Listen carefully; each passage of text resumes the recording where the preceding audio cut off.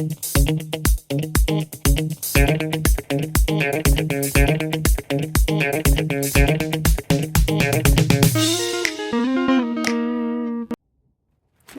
hi. Yeah, today there is a little bit of a perspective change happening because sometimes the answers are in the details, you know. Will it be the case for the next question? Let's see.